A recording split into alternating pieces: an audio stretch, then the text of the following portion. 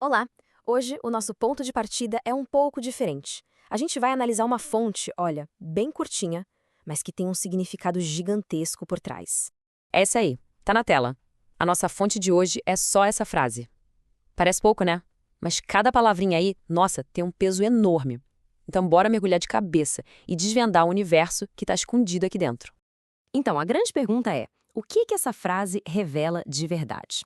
Pensa assim, nos próximos minutos, essa descrição vai ser tipo um artefato, sabe? Uma pista que a gente precisa investigar.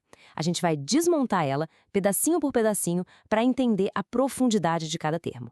E claro, a gente começa pelo começo, né? Pela primeira informação, que talvez seja a mais fundamental de todas, a origem dele, a raiz de toda a história.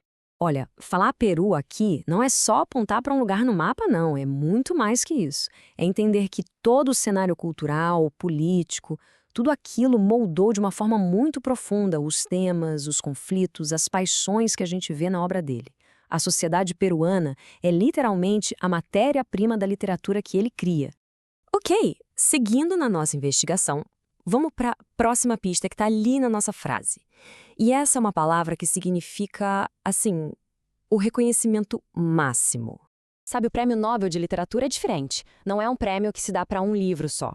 Ele é entregue pelo conjunto da obra toda de um autor. É um jeito de reconhecer uma contribuição nossa profunda e duradoura para a humanidade, através das palavras. É, sem dúvida, o topo, o mais alto nível de reconhecimento internacional que existe. Então, o pulo do gato é esse.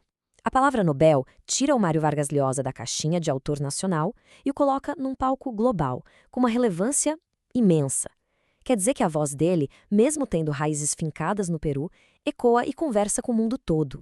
Bom, e agora a gente chega na parte final da nossa frase, e talvez a mais complexa de entender. É a parte que aponta para a genialidade dele como um verdadeiro artesão de histórias. Ok, só para todo mundo ficar na mesma página. O que é essa tal de técnica narrativa? Pensa assim, é a caixa de ferramentas de um escritor. São os métodos que ele usa para construir a história, sabe? O ponto de vista, como ele mexe com o tempo, como ele organiza os diálogos. É, no fundo, a arquitetura da história. E é aí que a coisa fica interessante.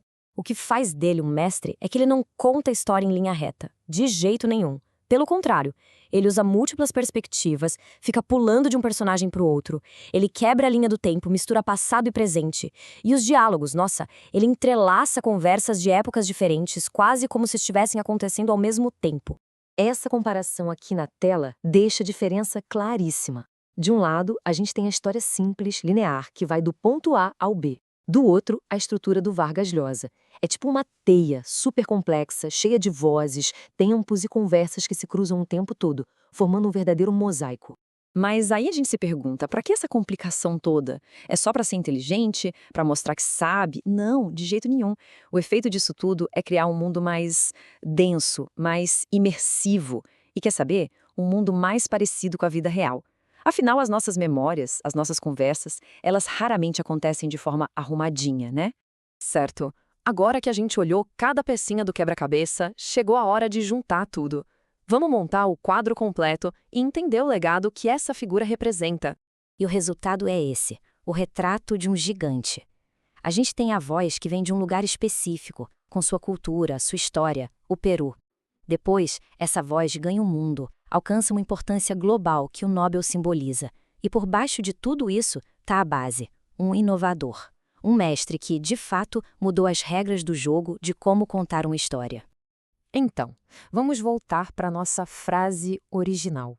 Depois de tudo isso, quando a gente olha para ela de novo, ela já não parece tão simples, né?